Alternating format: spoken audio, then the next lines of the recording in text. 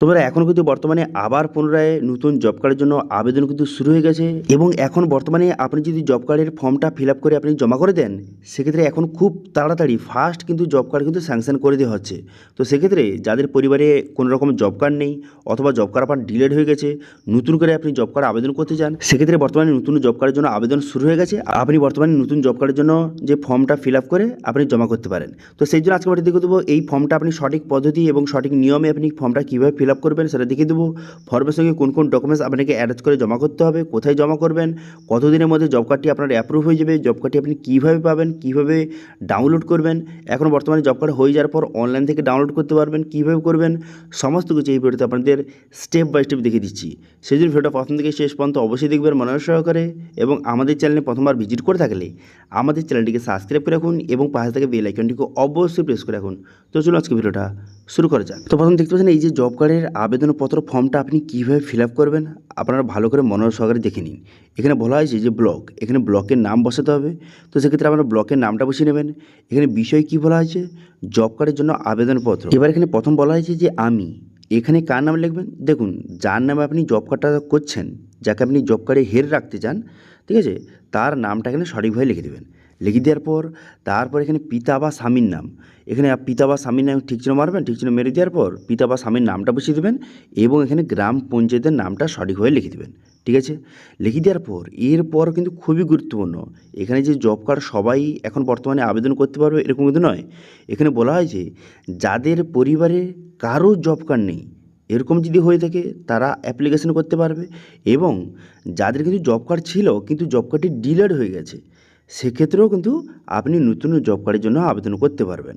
ঠিক আছে, তো সেক্ষেত্রে আপনার ক্ষেত্রে কোনটা প্রযোজ্য, আপনার পরিবারে কি কারোর জব কার্ড নেই সেক্ষেত্রে আপনি নতুন জব কার্ডের জন্য আবেদন করতে পারবেন, অথবা আপনার যদি জব কার্ডটি ডিলেট হয়ে যায় সেক্ষেত্রেও আপনি নতুন জব কার্ডের জন্য আবেদন করতে পারবেন। তো সেক্ষেত্রে আপনার ক্ষেত্রে যেটা প্রযোজ্য তার উপর ঠিক চিহ্ন মারতে হবে আপনাকে। যদি আপনার জব কার্ড ডিলেট হয়ে যায় সেক্ষেত্রে এর উপর ঠিক চিহ্ন মারবেন এবং এটা কেটে দেবেন। ঠিক আছে, এখানে পরিষ্কারভাবে বলে দেওয়া হয়েছে যেটা প্রযোজ্য নয় সেটা কেটে দেবেন। ঠিক আছে, তো সেক্ষেত্রে আপনাকে যেটা হয় সেটা ঠিক চিহ্ন মারবেন, অন্যটা কেটে দেবেন। এরপর এখানে পরিষ্কার বলে দিয়েছে যে আপনি কিন্তু ভারতের স্থায়ী বাসিন্দা, আমার জব কার্ড নেই বর্তমানে, সেক্ষেত্রে আমি জব কার্ডের জন্য আবেদন করতে চাই, এরকম কিন্তু কিছু ডিটেলস বলে দেওয়া হয়েছে, এখানে ভালো করে পড়ে নিতে পারেন। এরপর এখানে কী বলা হয়েছে, এরপর কিন্তু এখানে আপনাকে সিগনেচার করতে হবে, যে আবেদনকারী, ঠিক আছে, যাকে আপনি রাখছেন আবেদনকারী হিসাবে তার এখানে সিগনেচার করতে হবে, সে এখানে সিগনেচার করে দেবে।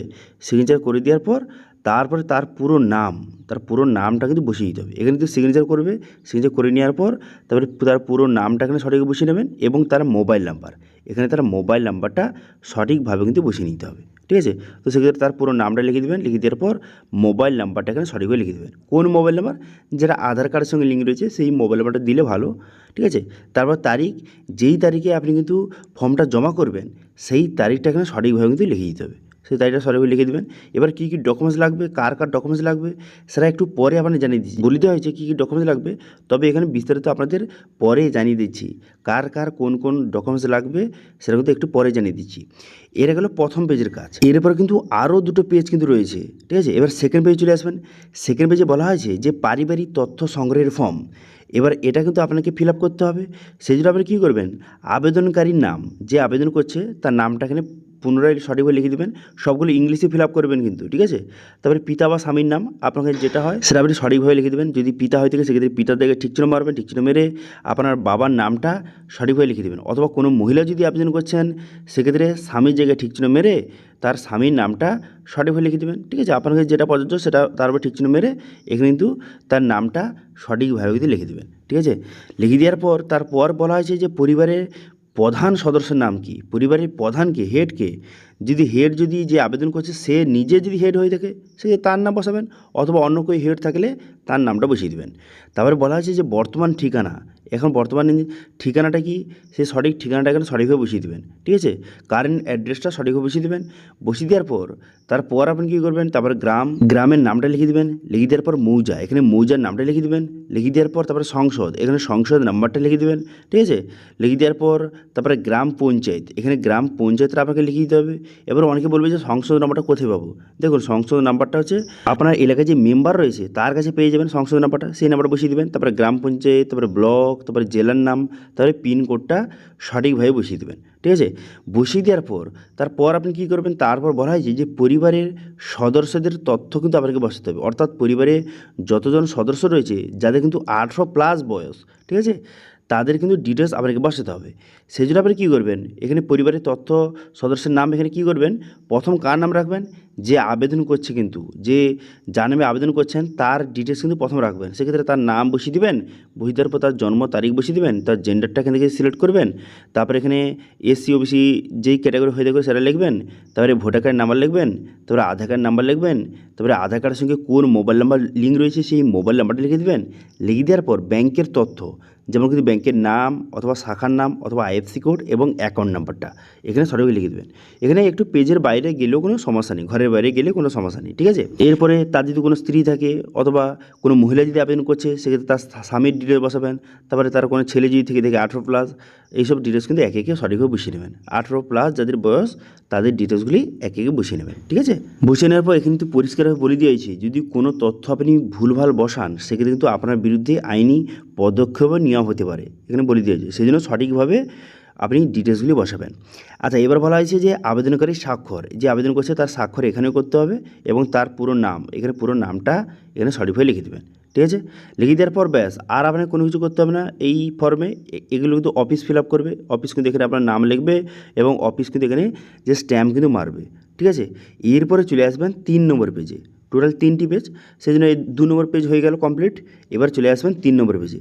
3 নম্বর পেজে দেখতে পাচ্ছেন যে আধার কনসার্ন ফর্ম, এটা কিন্তু আধার কনসার্ন ফর্ম। সেক্ষেত্রে আপনার নাম এখানে লিখে দেবেন। লিখে দেওয়ার পর যদি জব কার্ড নাম্বার আপনার থেকে কাছে সেক্ষেত্রে জব কার্ড নাম্বার লিখবেন, যদি না থেকে সেক্ষেত্রে লেখার দরকার নেই। তারপরে এখানে আধার নাম্বার, আপনার আধার কার্ডের নাম্বারটা সঠিকভাবে লিখে দেবেন, যে আবেদন করছে তার আধার কার্ড নাম্বার বসিয়ে দেবেন। বসিয়ে দেওয়ার পর তারপর আপনি কী করবেন, তারপর এখানে সিগনেচার, এখানে সিগনেচার যে আবেদনকারী তার সিগনেচার করবে সেখানে, করে দেওয়ার পর তার নাম, এখানে পুরো নামটা লিখে দেবে। লিখে দেওয়ার পর তারপর ডেট, যেই তারিখে জমা দেবেন ফর্মটা সেই ডেটটা কিন্তু লিখতে হবে। ঠিক আছে, এবার বলে রাখি, এবার বাংলায় রয়েছে এটা, এবার আপনি ইংলিশ বাংলা যে কোনো একটা ফিল আপ করবেন। এবার মেন কথা এই ফর্মের সঙ্গে কী কী ডকুমেন্টস অ্যাটাচ করতে হবে দেখুন, এখানে কিন্তু পরিষ্কার বলে দেওয়া হয়েছে কী কী ডকুমেন্টস অ্যাটাচ করতে হবে। প্রথমত ভোটার কার্ড, ভোটার কার্ড সবার কিন্তু যতজন সদস্য আপনি অ্যাড করলেন সবার ভোটার কার্ডের জেরক্স, সবার আধার কার্ডের জেরক্স, এরপর ব্যাঙ্ক অ্যাকাউন্টের জেরক্স, কার যে হেড কিন্তু যাকে যে আবেদন করছে তার ব্যাঙ্ক অ্যাকাউন্টের জেরক্স এবং জাতিগত শংসাপত্র অর্থাৎ এসসি ওবিসি সার্টিফিকেট সবার কিন্তু লাগবে যদি থেকে থাকে। এবার যে যার ডকুমেন্টসের নিচে সে তার সিগনেচার করবে। ঠিক আছে, যার যার ডকুমেন্টসের নিচে সে নিজে কিন্তু সিগনেচার করে এই ফর্মের সঙ্গে অ্যাটাচ করবেন। সেক্ষেত্রে এর সঙ্গে অ্যাটাচ করবেন করে কিন্তু বর্তমানে ব্লক অফিস অথবা পঞ্চায়েত অফিসে কিন্তু জমা নিচ্ছে। ঠিক আছে, এখন বর্তমানে পঞ্চায়েত অফিসে কিন্তু পুনরায় জমা নেওয়া শুরু হয়েছে। এবার অনেকে বলবে যে কেন আবার হঠাৎ শুরু হলে, কেন বন্ধ হয়ে গেছিলো? তো সেক্ষেত্রে বললে কি, বর্তমানে আপনারা জানেন যে যাদের এখন বর্তমানে ইমার্জেন্সি জব কার্ডের প্রয়োজন রয়েছে তাদের জন্য কিন্তু বর্তমানে জব কার্ড কিন্তু ফর্মটা জমা নেওয়া হচ্ছে। কারণ হচ্ছে বর্তমানে আপনারা জানেন যে প্রধানমন্ত্রী আবাস যোজনার বাড়ি অনেকে ঢুকছে। তো সেক্ষেত্রে অনেকে দেখা যাচ্ছে তাদের মধ্যে বহু মানুষের জব কার্ড কোনো কারণে ডিলেট হয়ে গেছে, জব কার্ড নেই, এরকম বিভিন্ন রকম সমস্যা কিন্তু তারা পড়েছে। তো সেক্ষেত্রে পুনরায় কিন্তু জানিয়ে দেওয়া হয়েছে যাদের যাদের ইমার্জেন্সি কোনো জব কার্ডের প্রয়োজন রয়েছে তাদের কিন্তু বর্তমানে ফর্মটা জমা নেওয়া হচ্ছে। সেক্ষেত্রে আপনার পঞ্চায়েতে গিয়ে কিন্তু সেখানে আপনি ফর্মটা জমা করে দেবেন। যদি আপনার ইমার্জেন্সি জব কার্ডের প্রয়োজন হয় সেক্ষেত্রে আপনি ফর্মটা ফিল আপ করে আপনি জমা করে দেবেন। ঠিক আছে, তো এবার বলে কি কতদিনের মধ্যে জব কার্ড হয়ে যাবে দেখুন, যেহেতু ইমার্জেন্সির জন্য জব কার্ডটি নেওয়া হচ্ছে সেই জন্য খুব তাড়াতাড়ি কিন্তু জব কার্ডটি স্যাংশন করে দেওয়া হচ্ছে। তো সেক্ষেত্রে ধরে রাখতে পারেন ওই মোটামুটি 10 থেকে 15 দিনের মধ্যে কিন্তু আপনার জব কার্ডটি স্যাংশন কিন্তু হয়ে যাবে। তারপরে আপনি কীভাবে চেক করবেন, জব কার্ড যে অফিসিয়াল ওয়েবসাইটে গিয়ে সেখান থেকে আপনার স্টেট এবং এখানে আপনার ডিস্ট্রিক্ট ব্লক এগুলো সিলেক্ট করে আপনি খুব সহজে জব কার্ডের লিস্ট কিন্তু শো হয়ে যাবে। সেখানে আপনার নামটা আছে কি না আপনি চেক করে নেবেন। তারপরে সেখানে আপনার নাম থাকলে সেখান থেকে আপনি জব কার্ডে ডাউনলোড করতে পারেন, অথবা যে বর্তমানে পঞ্চায়েত তরফ থেকে আপনাকে জব কার্ড কিন্তু প্রোভাইড করে দেওয়া হবে। ঠিক আছে, তো এইভাবে খুব সহজে এখন বর্তমানে জব কার্ড যারা যারা তৈরি করতে চান এখন খুব ফাস্ট কিন্তু কাজ হচ্ছে। সেক্ষেত্রে আপনার যদি জব কার্ডের সত্যিকারের প্রয়োজন রয়েছে, ইমার্জেন্সি দরকার রয়েছে, সেক্ষেত্রে আপনি জব কার্ডের জন্য আবেদন কিন্তু করতে পারেন। ঠিক আছে, তো এটি ছিল আজকে আপডেট। ভিডিও ভালো লাগলে ভিডিওকে লাইক করবেন এবং ভিডিও কিন্তু বন্ধুর সঙ্গে শেয়ার করে দেবেন, এবং আমাদের চ্যানেলে প্রথমবার ভিজিট করে থাকলে আমাদের চ্যানেলটিকে সাবস্ক্রাইব করে রাখুন এবং পাশে থেকে বেল আইকনটিকে অবশ্যই প্রেস করে রাখুন। আজকে ভিডিওটা এই পর্যন্ত, দেখা হচ্ছে নেক্সট ভিডিওতে। Thank you.